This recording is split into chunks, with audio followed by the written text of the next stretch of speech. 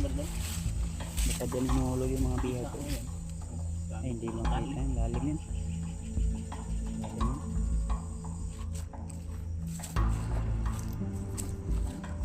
Dito banda. Targetin natin ang usok na yan. Oh. Baka dyan nilagay yung mga bihag, yung pamilya mo, Brad. Asawa at anak mo. Ay, abang tayo.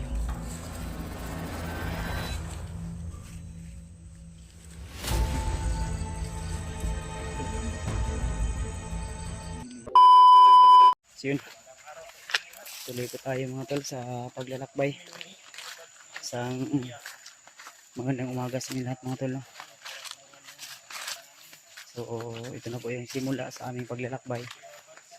Maaga po kaming umalis dun sa bahay at dito na kami nag-video.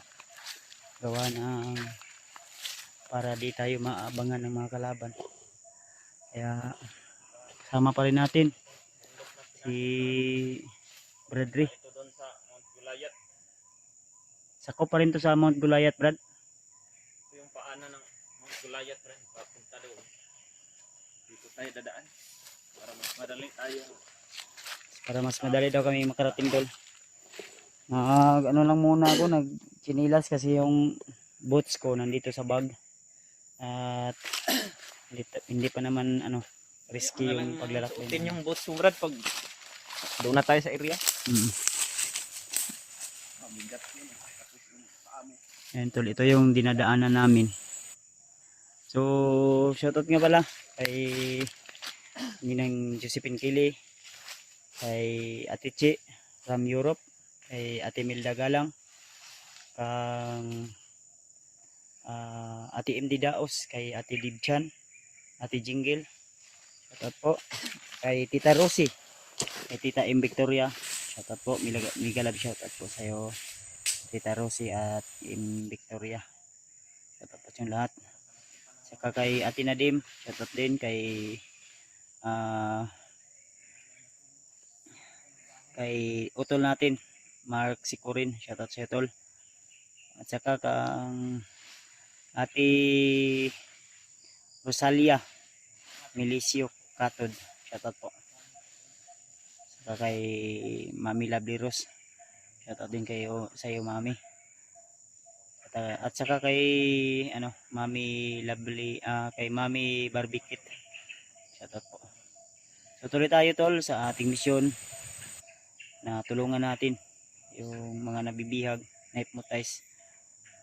So samahan nyo kami tol sa araw na ito hanggang sa matapos natin ang misyon na ito.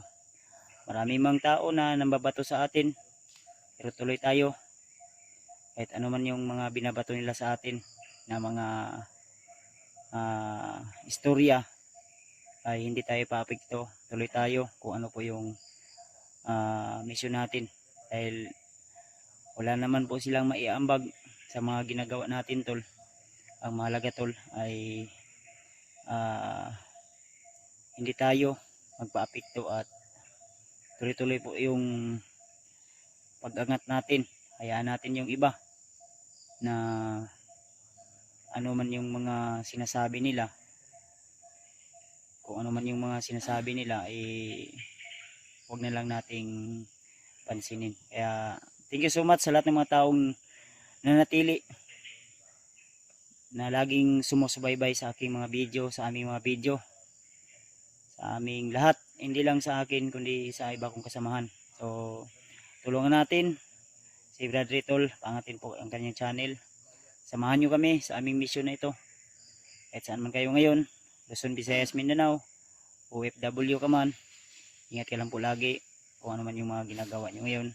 Keep safe always, enjoy your watching mga tol sa mga video namin na i-upload.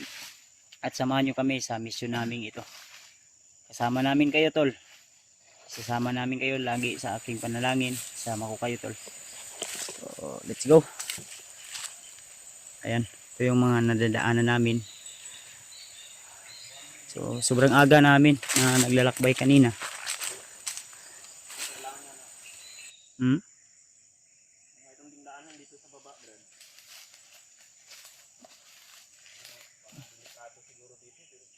Huwag tayo dyan. Dito tayo dadaan sa ano. May daanan dito. Ha?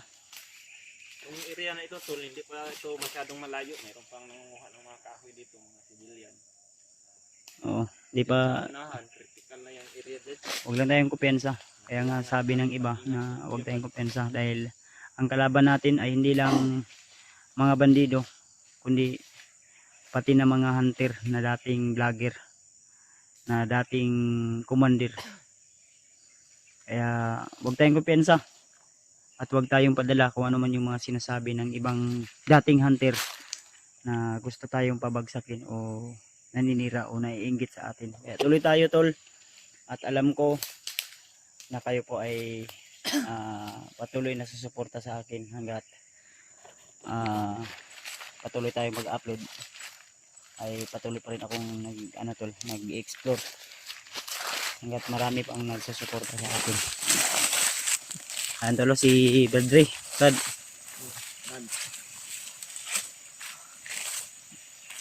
si Bradre, tol.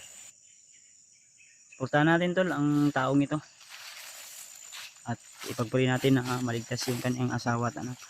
Sa mga sumusuporta po dyan kay Kuya Buds at sumusuporta din sa akin na nanggaling sa kanya, maraming salamat po talaga. Taos puso po akong nagpapasalamat sa inyo. Sana po ipagdasal niyo po kami ni Kuya Buds na maligtas namin yung mga kasamahan namin at yung mga sinasabi ni Lolo Ambo, matupad namin. Yun po, Oo. mga tol. Masunod namin yun. Tama ang sinabi ni Lolo Ambo sa akin na huwag kumpiyansa, lalo na sa mga dati mong kasama na hunter dahil sisiraan kanila. Kaya salamat sa iyo, Lolo Ambo. Alam ko na yung babala mo na sinasabi sa akin ay magkatotoo, kaya handa na po ako sa anumang mga pagsubok na dumaan sa akin sa aking ibang kasamahan. Kaya tuloy lang po ako, lo. Hanggat nariyan ka, gumagabay sa amin. Hanggat nandyan si Lolo, tol, gumagabay sa akin, ay patuloy ako dahil alam ni Lolo kung ano po yung mga ginagawa ko. At siyempre, alam din ninyo dahil kayo po mismo ay nakasubaybay sa aking mga video. So, dala natin yung ipinagkatiwala ni Lolo sa akin na isang baril na antik na gamit niya noong una pa. Kaya gamitin natin ito ng mabuti at ingatan dahil baka ito ay isang target o kukunin din ng mga bandido niyan. Ayun, tolo, ito mga dadaanan namin, kailangan talagang mag-jacket dahil masusugatan ka nito. Parang blade ito, ang talim. Tinatawag dito sa amin, daat ito.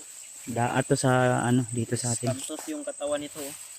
Parang blade ito pag Masusugatan ka niyan. sugatan. Andalo, sobrang taas. Kaya tuloy kami, tol, hanggang mapuntahan namin yung pinaka sentro ng Mount Gulayat. Yung ibang kasama natin ay nandun din sa Mount Gulayat. Malaki kasi itong bundok na ito, tol. Kung nakikita nyo, ayan. Doon kami galing kanina, oh. Umikot kami ganyan. Binaybay namin ang bundok na ito papunta doon. Kaya sobrang layo na yung nilakbay namin. Halos 5 oras o 4 na oras na yata kaming naglalakbay ni Bradre din. Pahinga konti.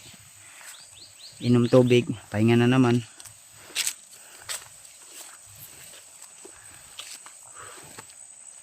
Huwag tayong kumpiyansa, baka may mga taong spy, mga daanan natin o bandido na nakaabang sa atin. Kaya nga hindi kami nag-video, tol, na kami po ay aakyat na. Kaya pagkatapos ng live namin kagabi, actually naka-prepare na po yung mga gamit namin. Hayaan na natin yan. Naka-prepare na po yung gamit namin pagkatapos ng live. Handa kami at yun. Ilang oras lang yung tulog namin. Meron pang mga kuan dito. Ha? Yan na. Ako daw, Brad. Sige, kampuhan na daw, Brad. Baka dating kampo yan.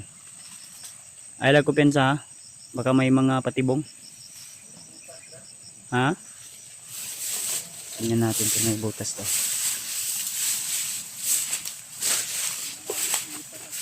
Depensa baka patibong.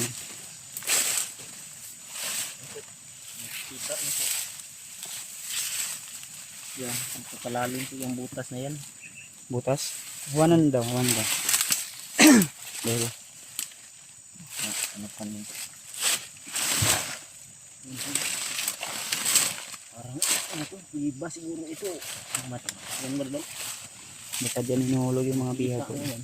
Oh, Ay, hindi makita. Lalim yan. Lalim yan. Butas, no? Butas. Tapos mayroon lang silang trapal dito na yung sira-sira na. Kala ko pensa bro, masig mo kalutan ni kahugno bro. Yan natin yung baka patibong yan. Baka may biglang lumusot dyan ako. Baka may ahas dyan. Baka daanan yan ng ahas ni Bagnot. Hmm? Parang pag ganyan kasi yung butas. O ganit nung dito akong pensa kay hindi natin alam kung ano po yung nakabalot na misteryo dito sa Mount Gulayat. Mga tol, makikita ninyo. Ang saging dyan. Nahilog na pero walang kumukuha. Yan po talaga natin malalaman na wala po talaga mga tao dito na pupunta. May pumupunta pero bihira lang. Dahil pag mayroong tao dahil dito na pupunta, siguro wala. Ito lang. Tuloy lang tayo. Medyo malayo pa yung lalakbayin natin. Papunta dun sa Mount Gulayat talaga. Kasi malayo pa yung ano natin. Ayun o. Parang dun banda yung area na yun o. Yung Mount Gulayat. Ayun o. Medyo mahamog-hamog pa. Pags-pags pa no. Ah, brado. Dito brado. Sobrang layo. Layo pa yan. Kaya pa siguro yan ang mga... Mamayang hapon pa siguro. O mamayang gabi ba tayo makaabot yan? Kaya wag lang tayong opensa. Medyo malayo pa yung paglalakbay natin tol. Kaya ipag-pray nyo po kami tol. Na yung mga dinadaanan namin ngayon ay walang mga taong nakaabang na bandido. Walang mga kalaban na nakaabang. Kaya ka Brad? Tuloy lang tayo. At shout out sa iba nating mga kasamang hunter. So, ingat po sila lagi kung ano man yung mga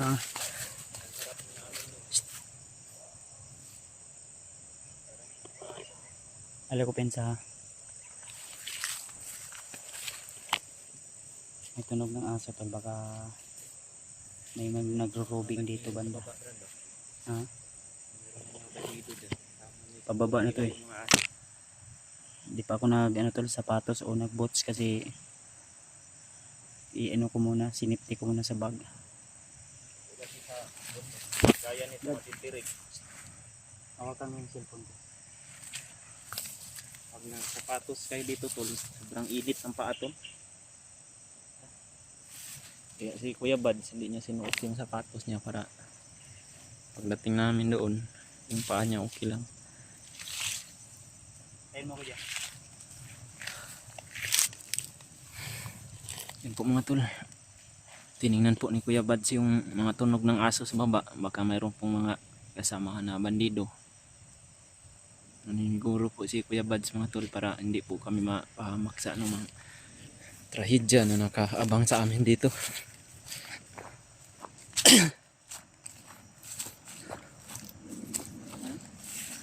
Sobrang lawak pa yan. Marami sa mga. Nakikita nyo to, sobrang lawak pa yan. Malayo-layo pa yung lalakbay namin. So samahan nyo talaga kami tol ha. Abangan nyo po yung bawat upload namin ni Bradry. So dito banda sa area na ito ay may nakikita ako, parang iwan ko kung ano ba yan. Pero may mga usok. Ayan o. Ayan o. Sigurado ako dyan rin. Mayroon talaga mga kalaban dyan nag-aabang sa atin. Kampo na yan dyan banda ba. Ayan o, may mga parang scene yata yan o. Dito banda. Diyan ngayon sila EG at saka yung EG. Siguro Targetin natin ang usok na yan o. Baka dyan nilagay yung mga biyag, yung pamilya mo Brad, asawa at anak mo. Tara, ninit ha. Once nga may humarang dito sa atin ngayon, hindi tayo magdadalawang isip na paputokan o barilin natin. Bahala na, si Lord na yung bahala sa atin.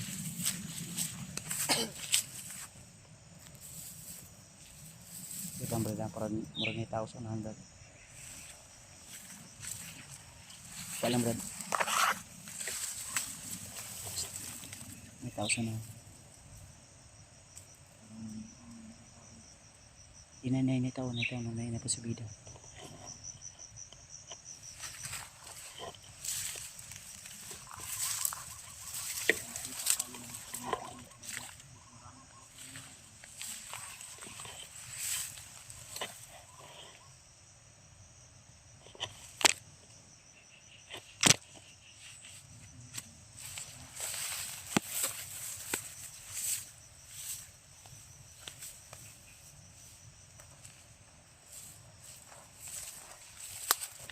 Yan po si Kuya Buds.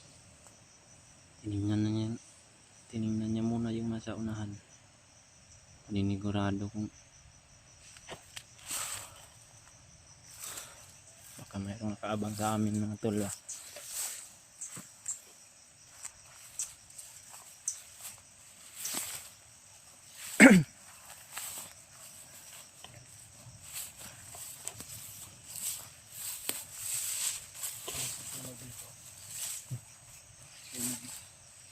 Yung tao, parang pababa yung tao, nakita ko. Dito yung galing. Ito yung galing siguro. Ayaw ko pensa. Ayaw ko pensa. Kasi numberin mo, ihanda mo yan.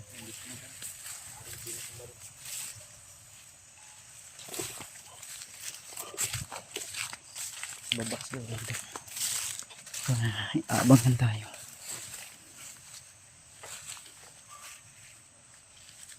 May tao, may parang ano dito eh. May aso na rin matahol dito banda. Baka may mga dumadaan, baka marami yun sila. Yung nakita ko lang isa lang.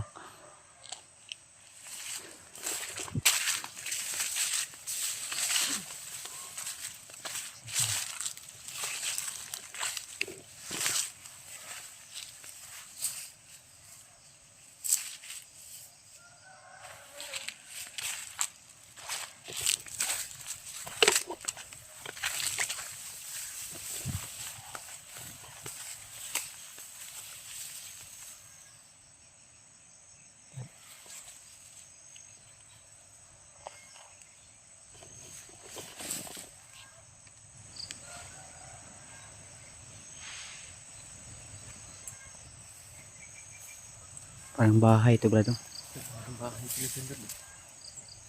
Umusok wala. Dito natin.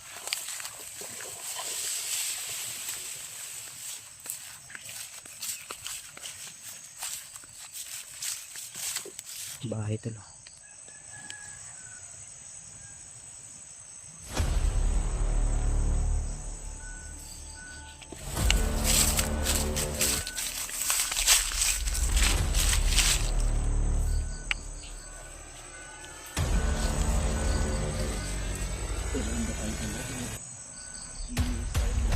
Bilis tayo. Ako pinsa